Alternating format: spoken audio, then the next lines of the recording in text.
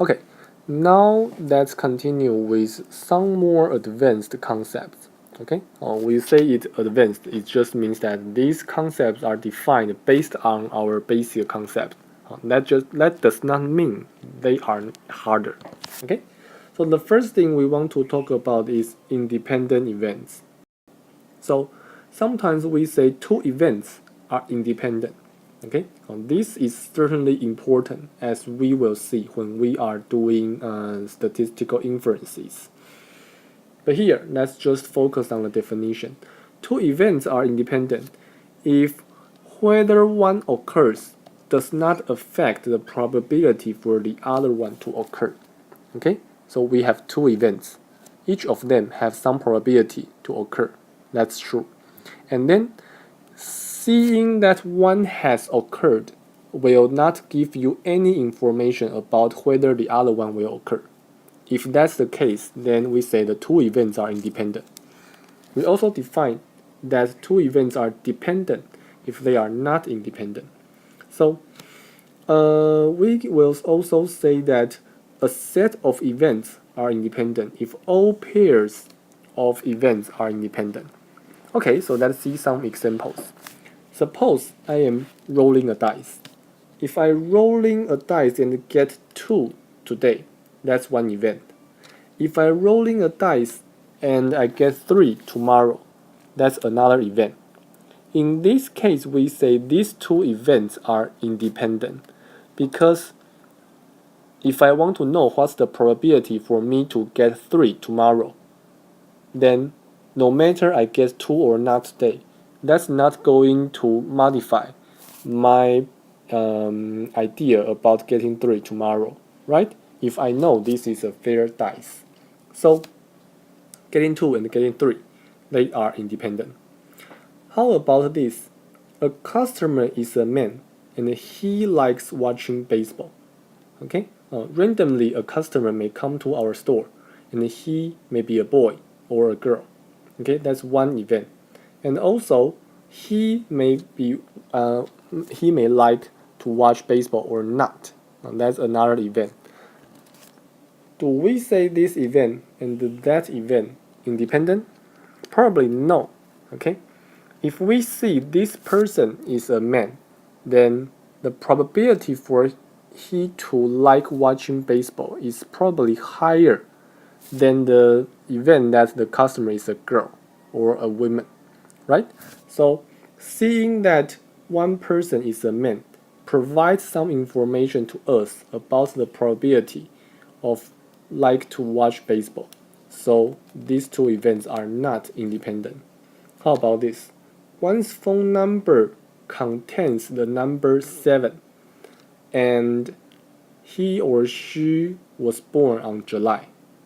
The birthday or the birth month and the telephone numbers, are they dependent or independent? In most cases, we believe they are independent. Okay? Finally, a laptop is defective or broken, and the fact that it has a 14-inch screen. In this case, we probably then it really depends. Okay, for different manufacturers, we may have different outcomes. For some manufacturers, for different series of laptops, they may have different defective rates. Okay, then in this case, whether it has a 14-inch screen may have provide some information about the defective rate of this laptop. Okay, if that's the case, then these two events are dependent. So simply, the definition is just to say that if we see one event occurs, does that provide any information to us about the probability for the other one to occur? Okay, that's the definition. For independent events, there are some important mathematical properties, and one of the most important is the following. If I want to see the joint probability of two independent events, all I need to do is to calculate their probabilities one by one and then multiply the two probabilities. Okay, if I have two events and they are independent, then their joint probability, the probability for them to occur together, can be calculated by multiplying each of the probabilities. For example, suppose I am tossing a dice. Okay, today I am tossing an unfair dice. Oh, sorry, should be a coin. Suppose I am tossing an unfair coin, and the probability of seeing a head is 3/2. Let's denote getting a head as H and getting a tail as T. So H and T are two events. Okay, then probability of H is 2/3, and the probability of T is 1/3. Then I also define HH, TT, and HT and TH to be the events of getting two heads, two tails, one head and then one tail, or one tail and then one head. Okay, so 1, 2, 3, 4, 5, 6. Now I have 6 different events. Okay, and just in the previous video, which I was in previous slide, we show you that tossing two coins or tossing two dice, these two things are independent. So how may I calculate the probability for getting two heads? I simply need to find the probability of getting one head and then multiply the two probabilities together. So the probability of getting two heads is simply 4/9. And then the probability of getting head and then tail is just 2/9, because the first probability is 2/3 and the second probability is 1/3. Here, of course, the order matters. Okay, the probability to get first H and then tail is 2/9, and you may also verify the probability of first getting tail and then head is also 2/9. Okay, so we need to specify whether the first one occurs first or the second one occurs first. Anyway, this is just an example showing you that if you want to find the joint probability of two independent events, just do a multiplication. Sometimes these kinds of calculations may be expressed efficiently with a joint probability table. So let's say the following. Suppose I have two experiments, and then sometimes I would like to list the events of experiment 1 in columns, or in the first column, and I list the events of experiment 2 in the first row, like this. Okay, and then for each entry at an intersection, I am going to calculate the joint probability. For example, here I want to know what's the joint probability for me to first see a head and then also see a head. Okay, I want to find these 4 probabilities, 4 joint probabilities. How may I do that?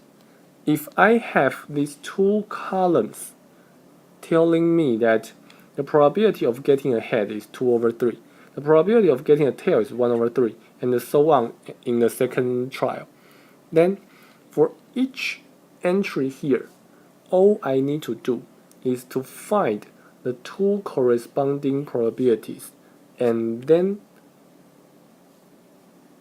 just multiply both of them. I'm going to get 4/9. So by following that process, I can always calculate all those joint probabilities according to those basic probabilities about one trial or one test. Okay, and what I really applied is just a simple formula here. Okay, so that's about joint probabilities.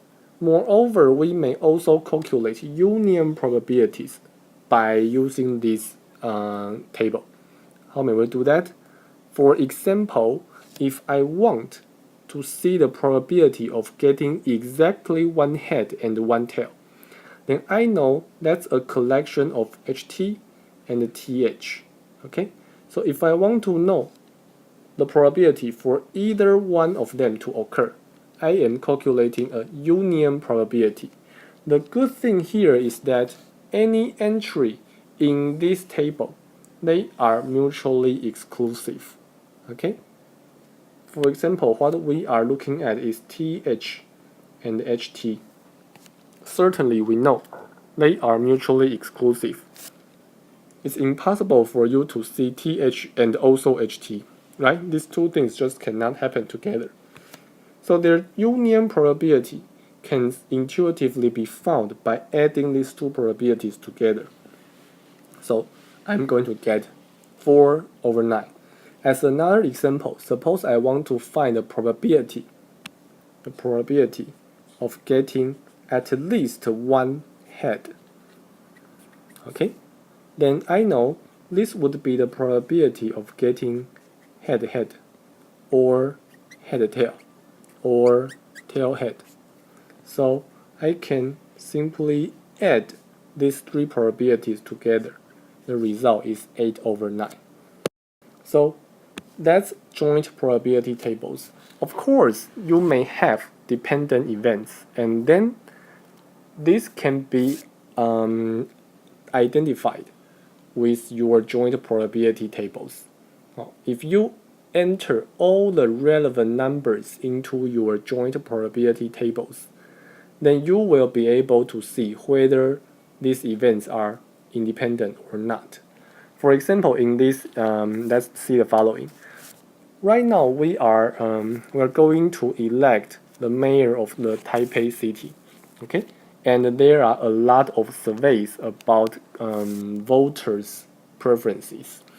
In one survey at this particular website, we can see the following things. For each voter, the questionnaire first asks, in general, do you support KMT or do you support DPP? Okay, these are the two political parties, the two major political parties in Taiwan. So, do you support this one or that one? And then the second question is, if tomorrow you need to vote, do you vote for the first candidate, Ke, or do you vote for the second candidate, Lian? Okay, and then the results are here. If I am supporting KMT, basically I would prefer the second candidate. But if I am supporting DPP, most of them will support the first candidate. And then immediately you can see that these two events are not independent. Okay? When I see one guy, I don't know how he prefers Ke to Lian. Okay? But if I know whether he supports KMT or DPP, then the probability for me to correctly guess his preference would be much higher. Okay? If I know he is supporting KMT, all I need to do is to guess he will vote for Lian. The probability for me to be correct is over 70%. And similarly happens to this. So these two events are not independent. As another example, there is another question asking, are you a woman or are you a man? And then we can also see, knowing whether this voter is a man or a woman has some effect about the preferences. Okay, so as long as one column is not completely the multiple of the other column, we can say these two events are not independent. Okay? Okay, so that's the concept of independent events and joint probability tables. They will be used also in the future, and you will see them sometimes. Keep in mind that when events are independent, if you want to find the joint probability, all you need to do is simple multiplications. Okay? Thank you.